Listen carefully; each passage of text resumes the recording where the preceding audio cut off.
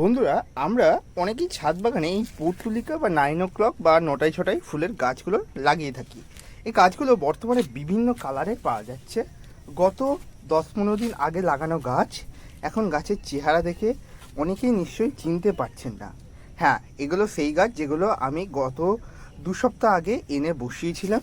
তো সেগুলোই আজ এই রকম চেহারা ধারণ করেছে। আর গাছগুলো এখন ধীরে ধীরে প্রচুর ফুল দেওয়া শুরু করবে, তখন দেখতে একটা আলাদাই লেভেলের লাগবে। আপনারা যারা ছাদ বাগানে এই গোটা গরমের সময় জুড়ে ফুল দেখতে চান তারা কিন্তু এই গাছ অবশ্যই লাগাতে পারেন। আর এটা কিন্তু সকলের পছন্দের তালিকায় থাকা একটা ফুলের গাছ। তো এখানে পুরাতন যে সমস্ত গাছগুলো রয়েছে এবং এতেও কিছু নতুন চারা লাগানো হয়েছে, তো সেগুলো অবিরামভাবে ফুল ফুটতেছে। এবং পাশাপাশি আমার বাগানে নতুন যে সমস্ত গাছগুলো মানে এই পর্তুলিকার ভ্যারাইটির কালেক্ট করা হয়েছে সেগুলো রীতিমতো একটা দুটো করে ফুল ফুটছে। গতকালই ফুটেছিল, এই দেখো শুকনো হয়ে রয়েছে। তো এইভাবে গাছ ভর্তি নতুন গাছেই ফুল ফোটাতে হলে কিন্তু আমাদের বেশ কয়েকটা টিপস কিন্তু মাথায় রাখতে হবে। প্রথমত, আমার বাগানে এই গাছগুলো রয়েছে এমন একটা জায়গায় যেখানে দিনে সারা সময় জুড়ে মানে দিনে যতটা সময় সূর্যের আলো বাগানে আসে ঠিক ততটা সময় জুড়ে কিন্তু গাছগুলো সুন্দরভাবে রোদ্দুর পায়। পাশাপাশি গাছগুলো কিন্তু এমন জায়গায় রয়েছে যেখানটা রোদ্দুরের পাশাপাশি বৃষ্টির জলও গাছ কিন্তু ভরপুর পরিমাণে পেয়ে থাকে। পাশাপাশি গাছগুলোতে কোনো ধরনের পোকামাকড়ের সমস্যা কিন্তু এখন নেই।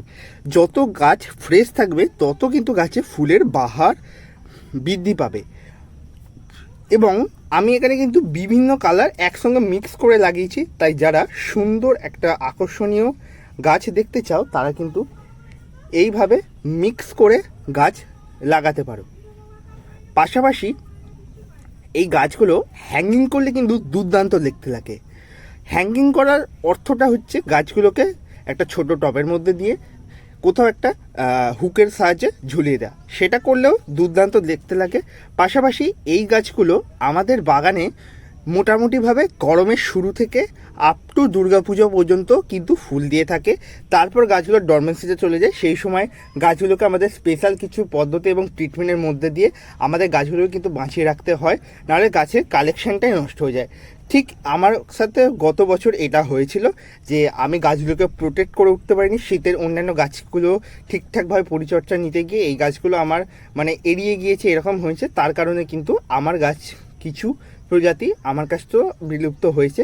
তো মোটামুটিভাবে আমার কাছে 16 থেকে 17টা কালার কালেক্ট হয়ে গেছিলো, কিন্তু বর্তমানে খুব বেশি হলে 7-8টা কালার রয়েছে। কারণ বেশ কিছু আনকমন কালার এবং বেশ কিছু নিজের প্রোপাগেট করা কালারও ছিল। আর এই গাছের প্রোপাগেশন খুব সহজ। তোমরা যদি এই বিষয়ের ওপর ভিডিও চাও অবশ্যই কমেন্টে জানিও, তাহলে খুব তাদের প্রোপাগেশনের ওপরও ভিডিও নিয়ে আসার চেষ্টা করব। আর আমি কিন্তু করেছি এই গামলাগুলোতে, এই গামলাগুলো কিন্তু আমি পিটুনিয়া করার জন্য ব্যবহার করি। আর তোমাদের পাড়ায় যে 20 টাকাওয়ালা বা 30 টাকাওয়ালা যে হরেক মাল আসে, তোমরা সেখান থেকে এই গামলাগুলো কালেক্ট করতে পারবে খুব সহজে। আমি কিন্তু এই গামলাগুলোর মধ্যে বেসিক্যালি শীতের সময় বলছি পিটুনিয়া, ডায়ান্থাস, ক্যালেন্ডুলা, পাশাপাশি গেজোনিয়া এই ধরনের গাছগুলো কিন্তু লাগিয়ে থাকি, যে গাছগুলো বেশি ডিপ টবের দরকার হয় না। আর গরমেই এই গাছগুলোতে আমি এই টবগুলোর মধ্যে এই পর্তুলিকা বা 9-6 গাছগুলো লাগিয়ে থাকি বেসিক্যালি। তো এতেই কিন্তু দুর্দান্ত হচ্ছে। আর এই গাছগুলো কিন্তু খাবার খুবই সিম্পল।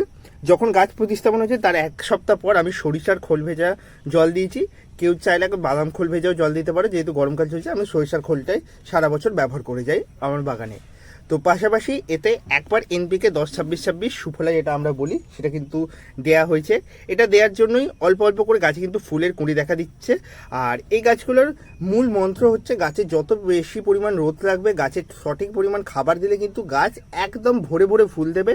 আর এই ফুলগুলো কিন্তু দেখতে সুন্দর লাগে। একবার ফুল ফুটে যাওয়ার পর অবশ্যই গাছ থেকে এইভাবে ফুলগুলোকে তুলে ফেলে দিতে হবে, ঠিক আমি যেইভাবে ফুলগুলো তুলে ফেলে দিচ্ছি।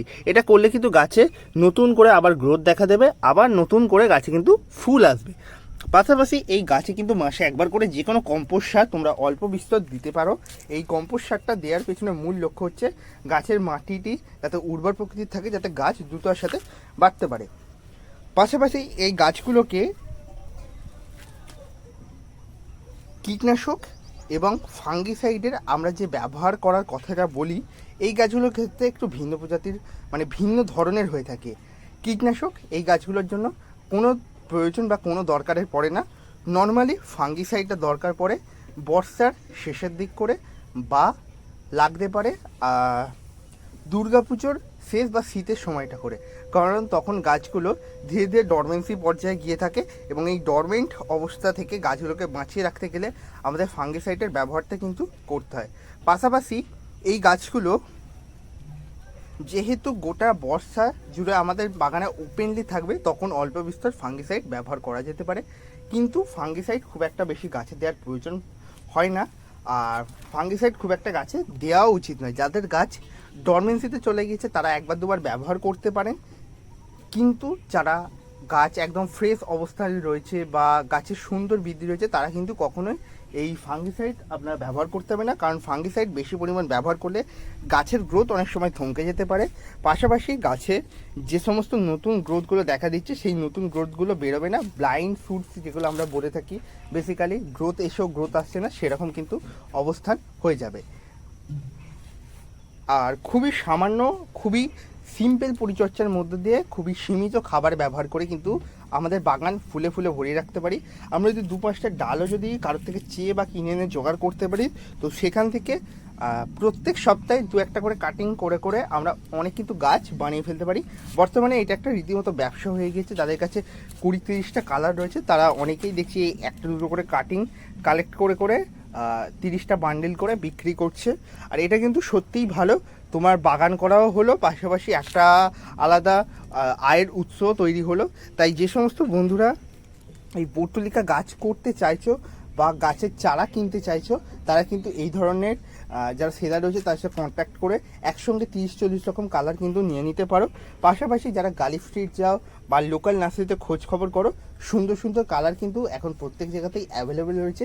এবং এই প্রজাতির গাছগুলোতেও কিন্তু তাইওয়ান ভ্যারাইটি, আমেরিকান ভ্যারাইটি এবং ভিয়েতনাম ভ্যারাইটির কিন্তু সিডস অ্যাভেলেবেল হয়ে গিয়েছে বা চারাও এখন অনেক জায়গায় পাওয়া যাচ্ছে।